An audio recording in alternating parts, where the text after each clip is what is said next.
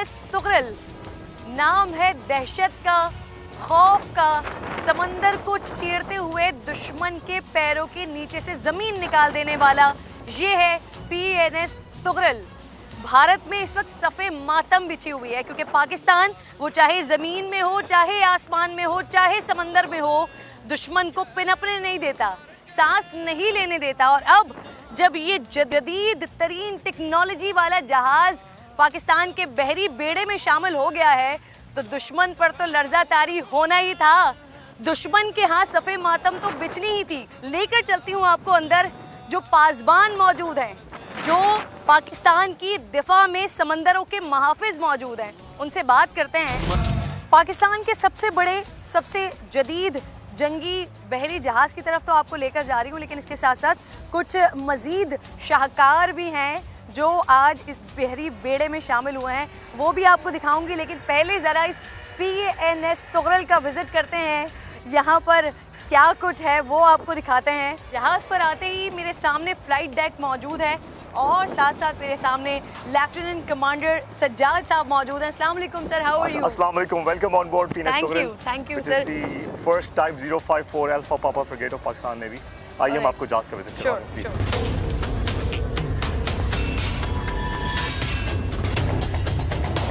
यहाँ पर मैं देख रही हूँ वो सारी चीज़ें आका अलैहिस्सलाम की हदीस मुबारका, जो एक मुसलमान की, एक मोमिन की शान होती है, बहादरी, जुर्रत, दलेरी, उसके बारे में जो अल्लाह रब्बुल जलाल ने कुरान पाक में फरमाया, या फिर आका अलैहिस्सलाम की हदीस मुबारका, वो उस जज्बे को मज़ीद बढ़ाने के लिए यहाँ पर मौजूद है। और भी तौफीक अल्लाह ही की तरफ से है। ये बिल्कुल, इसमें आपने ठीक फरमाया। तो इसी तरह जहाज़ का मोटो भी अभी आपके सामने है कि वमा तौफीकी इल्ला बिल्लाह। ये सूरह हूद की 88 आयत है, जो जिसका मफहूम है कि मेरी तौफीक अल्लाह की तरफ से है।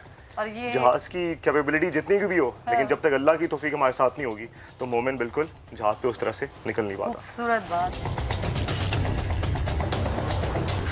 फोर्सेस की लाइफ आसान नहीं होती और यहाँ पर आकर मुझे ये मालूम होता है, ये एहसास होता है, अपने अंदर भी वो जवानों वाला जज्बा महसूस होता है। जी, सबसे पहले हम आपको अपने कमांडिंग ऑफिसर की कैबिन में लेके जाते हैं। This is our captain's cabin.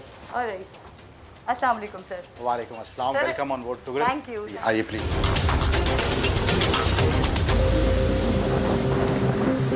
ये तुगरल, ये क्या है, इसकी क्या तारीख है? इससे पहले भी आई थिंक तुगरल नाम से पाक बहरिया में जहाज़ है, ये एक और है, इसकी सिर्फ हिस्ट्री बताइए। जी, ये आजकल काफ़ी लोगों की दिलचस्पी का बायस भी होगा। तो तुगरल ये पाकिस्तान नेवी का थर्ड शिप है जिसका नाम तुगरल रखा गया। जो फर्स्ट शिप था तुगरल, वो 1950s में कमीशन हुआ था पाकिस्तान नेवी में, और जो सेकंड था वो 1980 में हुआ था, और वो 2001 तक उसने पाकिस्तान नेवी में सर्विस दी, और this is the third ship. और इस नाम की तारीख कुछ ऐसे है कि सुल्जुक सल्तनत की बुनियाद तुगरल बे ने रखी थी।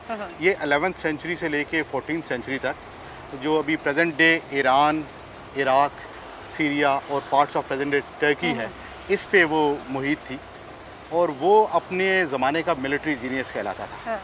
तो पाकिस्तान नेवी ने उसी के नाम पे फर्स्ट टाइम 1950s में तुगरल नाम रखा था। कैप्टन शाही, इसकी क्या खुसूसियात हैं, क्या क्या ये कर सकता है? अल्हम्दुलिल्लाह ये एक मल्टी मिशन कैपेबल शिप है। Anti air warfare, anti surface warfare, anti submarine warfare, और इसके अलावा लैंड अटैक वॉरफेयर में भी ये स्पेशलिस्ट है। हमारे पास लॉन्ग रेंज डिटेक्शन की कैपेबिलिटी मौजूद है, जिसमें हम एरियल टारगेट्स को डिटेक्ट ना सिर्फ डिटेक्ट कर सकते हैं बल्कि उनको डिस्ट्रॉय करने की भी भरपूर सलाहियत रखते हैं। उसके अलावा सुपरसोनिक क्रूज़ मिसाइल से लेस है ये जहाज़, लॉन्ग रेंज एंटी सरफेस के लिए और लैंड अटैक के लिए। और आप दोस्त को डिटेक्ट करने की और डिस्ट्रॉय करने के लिए हमारे पास मल्टीपल ऑप्शंस मौजूद हैं। तो मैं अगर आपको ये कहूँ कि नेवल वॉरफेयर की तकरीबन तमाम रोल्स ये जहाज़ बखूबी अंजाम दे सकता है, तो बेजाना हो। ये माशाल्लाह पाकिस्तान नेवी का इस वक्त टेक्नोलॉजिकली सबसे एडवांस्ड और एक जिसको मैं कहूँ कि बहुत पोर्टेंट प्लेटफॉर्म है। और अल्हम्दुलिल्लाह आज से पहले जो हमारे पास शायद वो टेक्नोलॉजी, उस लेवल की टेक्नोलॉजी अवेलेबल नहीं थी जो इस शिप के आने से हमें अवेलेबल हुई है। और दुश्मन, क्योंकि आपको को अंदाज़ा है कि उसने अपने नेवी पे बिलखुसूस बहुत हैवी इन्वेस्टमेंट की है गुज़श्ता 2 दिहाइयों में, और उसने एक एज हासिल करने की कोशिश की थी। तो अल्हम्दुलिल्लाह तुगरल की कमिशनिंग से और हमारे और जदीद प्लेटफॉर्म्स की कमिशनिंग से हमने ताकत के तवाज़ुन को बरकरार रखा है, बल्कि मैं कहूँगा कि हमें एज हासिल हो गया है। Wow great sir. आप दोस्त की आपने बात की, तो आप दोस्त भी शामिल होनी है बहरी बेड़े में, वो भी आ रही है सर? कितनी आप दोस्त आ रही हैं? जी, इससे तुगरल क्लास शिप्स के ये this is the first ship. इसके बाद 3 और जहाज़ इस तरह के हमारे फ्लीट में शामिल होंगे। उसके अलावा हमारे पास सबमरीन्स के इंडक्शन का भी प्रोग्राम है। सर अभी हम चाइना से जहाज़ ये एक आ गया है मज़ीद 3 फ्लीट में शामिल होने, लेकिन क्या हम खुद इस पर काम कर रहे हैं कि मुस्तक़बिल करीब में हम खुद इस तरह की टेक्नोलॉजीज़ बना रहे हों? जी बिल्कुल।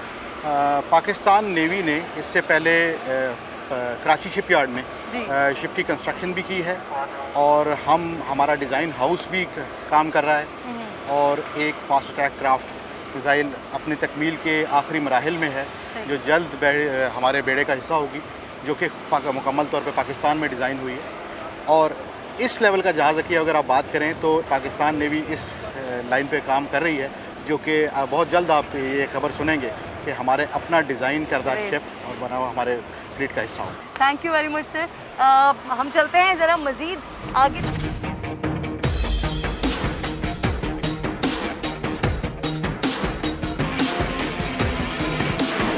और अब जहां मैं आपको लेकर आई हूं, ये जगह कहलाती है ब्रिज, जहां समंदरों के पासबान समंदरों को चीरते हुए दुश्मन तक पहुंचते हैं, समंदरों के अंदर रास्ते तलाश करते हैं।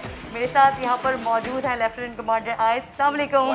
I'm so sorry, आप कुछ कर रहे थे, मैंने आपको डिस्टर्ब किया, बट मुझे ये जगह देखनी थी, दिखानी थी, और आपसे पूछना था कि लोग तो सैटेलाइट के थ्रू आसमानों में रास्ते तलाश करते हैं, ज़मीनों पे सड़कें बनती हैं, समंदर में कैसे आप रास्ते निकालते हैं भाई? जी, टेक्नोलॉजी काफ़ी एडवांस हो चुकी है। अभी ग्लोबल पोजीशनिंग सिस्टम्स और जीपीएस वगैरह आ गए हैं, ऑटोमेटिक इंफॉर्मेशन सिस्टम्स, जिसकी वजह से आपको लाइव सैटेलाइट के थ्रू पोजीशन मिलती रहती है। तो जब हम सी में जाते हैं तो हमारे पास जीपीएस होते हैं, जिस तरह हमारी पुरानी नेविगेशंस होती थी सितारों की मदद से, वो वाले आलात भी हम अपने साथ रखते हैं as a standby. But basically हम जो जदीद आलात हैं जिसमें जीपीएस आ जाता है, बेदू सैटेलाइट नेविगेशन करते हैं, और ये इसको पिलोरस बोलते हैं, जो कि आपके जैरोज हैं जो आपको सी के अंदर डायरेक्शंस देते हैं 360, तो हम उसकी मदद से रास्ते तलाश। अच्छा, ऐसी भी कोई टेक्नोलॉजी या इस तरह का भी आप लोगों का कोई सिस्टम के दुश्मन के रडार में आए बगैर कहीं से भी, जैसे हम सड़कों पर करते हैं अमूमन, चुपके से कहीं से निकल जाते हैं, तो ये हम शिप के जरिए भी ऐसा हो सकता है?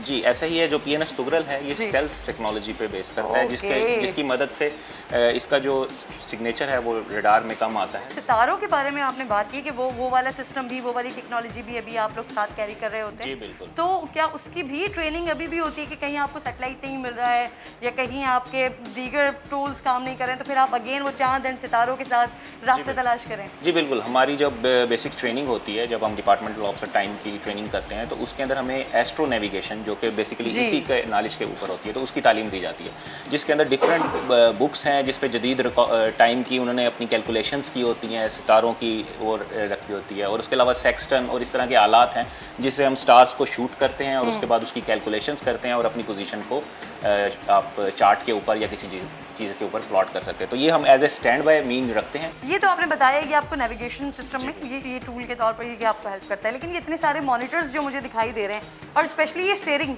गाड़ी में तो होता है, ये क्या शायद क्या गियर वियर भी है साथ में? नहीं, ये स्टीयरिंग है, हाइड्रोलिक स्टीयरिंग होता है, तो आप इसके ज़रिए से जहाज़ की मूवमेंट को कंट्रोल करते हैं। यहाँ डेडिकेटेड एक सिपाही बैठता है जो कि एक ऑफिसर ऑफ द वॉच उसको डायरेक्शंस दे रहा होता है। इस कमरे से आप लोग जहाज़ की मूवमेंट, उसका कंट्रोल, ये सब कर रहे होते हैं, लेकिन जो आपका जो दुश्मन के लिए कमरा है वो दूसरा है, वो कहीं और है। जी, जिस तरह आपका एयरफोर्स के अंदर आपका कॉकपिट होता है, ये जहाज़ का, नेवी के जहाज़ के लिए उसको ब्रिज बोलते हैं, तो आपकी सारी कंट्रोल जो प्रोपल्शन वगैरह वो यहाँ से। ऑलराइट। और अगर कभी कोई ऐसी सिचुएशन पैदा हो जाती है, लड़ाई हो रही है, दुश्मन के ऊपर वार किया जा रहा है, तो आपका कंट्रोल आपका उस रूम के साथ? जी, हम यहाँ से हमारी कम्युनिकेशन होती है, हम कोऑर्डिनेट करके जो भी है काम। Okay, thank you lieutenant commander आयत। अब मैं आपको लेकर चलती हूँ, इसी बहरी बेड़े में कुछ हेलीकॉप्टर्स भी शामिल हुए हैं, और जहाँ से हम आए थे वहाँ पर हेलीपैड भी है, तो हेलीकॉप्टर्स की तरफ चलते हैं।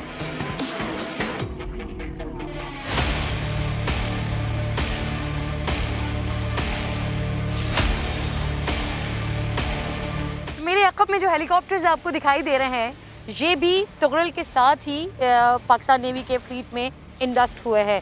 अब इस पर भी बड़ा शोर मचा हुआ है भाई भारत में। एक तो तुगरल की हैबत, तुगरल का खौफ, फिर उसके साथ साथ ये हेलीकॉप्टर भी। तो मेरे साथ यहाँ पर कमांडर अरसलान मौजूद हैं, वो मुझे बताएंगे कि आखिर क्या वजह है, क्यों इतना शोर मचा हुआ है। मैम ये पाकिस्तान नेवी के सीकिंग हेलीकॉप्टर्स हैं। Okay. They are used in anti submarine and anti ship role. इसके अलावा commando insertion.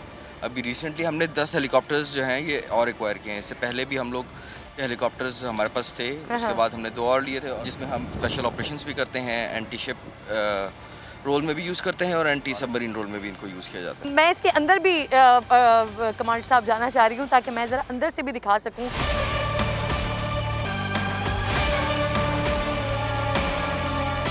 This is the captain seat, this is co-pilot seat. Okay. सामने इंस्ट्रूमेंट्स लगे हुए हैं हमारे, कम्युनिकेशन इंस्ट्रूमेंट्स हैं, इंजन इंस्ट्रूमेंट्स हैं। These are the controls of the helicopter. हाँ। उसके अलावा डिफरेंट इंस्ट्रूमेंट्स लगे हुए हैं ऊपर, इंजन कंट्रोल्स लगे हुए हैं ऊपर। इसके अलावा रियर सीट पे हमारा सारा टेक्निकल क्रू बैठता है व्हिच कंट्रोल्स द ऑपरेशंस। जो मार धाड़ और लड़ाई वाला सिलसिला है वो वहाँ से ऑपरेट होता है और हेलीकॉप्टर यहाँ से ऑपरेट होता है। ओके। वो लेफ्टिनेंट कमांडर अदनान वो भी साथ मौजूद हैं। अस्सलाम वालेकुम सर। वालेकुम सलाम। How are you? अल्हम्दुलिल्लाह। अटैक तो नहीं करेंगे? ऐसी पोजीशन पे, ऐसी सीट पे आप बैठे हुए हैं। सीट बिलाशुबा ये ऐसी ही है। हमारे पास यहाँ रडार है, बहुत पोटेंट रडार है। इससे basically I can see the picture of the whole sea. Sea पे भले से वो सबमरीन अगर सरफेस हुई हुई है या शिप्स हैं, उसके खिलाफ आपको ये रडार बहुत कारगर साबित होता है उसके खिलाफ। Okay. इसके अलावा इसके साथ में मज़ीद अगर मैं मिसाइल अटैच कर लूँ तो मिसाइल पे अगर मैंने अटैक करना है तो वो भी इसी स्टेशन से उस पर अटैक किया जा सकता है। ये जहाज़ कैपेबल है मिसाइल साथ लेके जाने का और वी कैन डू बोथ। इसके अलावा इस जहाज़ में अगर आप मेरे साथ आएँ तो जी। इधर हमारे पास विंचिंग स्टेशन है। इस स्टेशन से अगर आप इस विंच को देखें तो समुंदर में अगर आपने देखा हो कि ये देखें, ये साथ साथ ये देखें भी यहाँ पर समुंदर में अगर कोई ह्यूमैनिटेरियन एफर्ट्स चाहिए, कोई सर्च एंड रेस्क्यू है, कोई बोट डूबी हुई है, कोई बंदे डूबे हुए हैं, उसे रेस्क्यू करने के लिए फिर हम इसका इस्तेमाल करते हैं। ये उनके ऊपर जाता है। कई दफ़ा हमने इंटरनेशनल भी इसे कवर किया है। कोई बोट SAR में हो या किसी बोट को असिस्टेंस दरकार हो, हमने उन्हें खाने पीने की चीज़ें भी प्रोवाइड की हैं। हमने बंदों को भी बहुत दफ़ा इसके ज़रिए रेस्क्यू किया जाता है। इसके बिल्कुल साथ हमारे पास स्टेशन अवेलेबल है जहाँ रोप्स के ज़रिए यहाँ रोप लटकाते हैं और कमांडोज की इंजर्शन और एक्सट्रैक्शन होती है। इस जहाज़ में हमारे पास 25 से ज़ायद कमांडोज बमा सामान के हम उन्हें लेके जा सकते हैं और 25 कमांडोज किसी भी ऑपरेशन के लिए मैं ये समझता हूँ इंतहाई कारगर हैं और हम वक्त तैयार हैं। सलाम पेश करते हैं हम फोर्सेस के जवानों को जो कि छोटी छोटी सी सीट्स पे बैठते हैं लेकिन उन सीट्स से बहुत बड़े बड़े काम कर रहे होते हैं। यही वजह है कि दुश्मन के ऊपर हैबत तारी है कि एक तो पाकिस्तान फोर्सेस का अज़्म, जुनून और फिर वो जदीद से जदीद टेक्नोलॉजी से लेस होते जा रहे हैं। सो जाहिर सी बात है दुश्मन पर तो हैबत तारी होनी ही है। पाकिस्तान जिंदाबाद, पाकिस्तान पाइंदाबाद।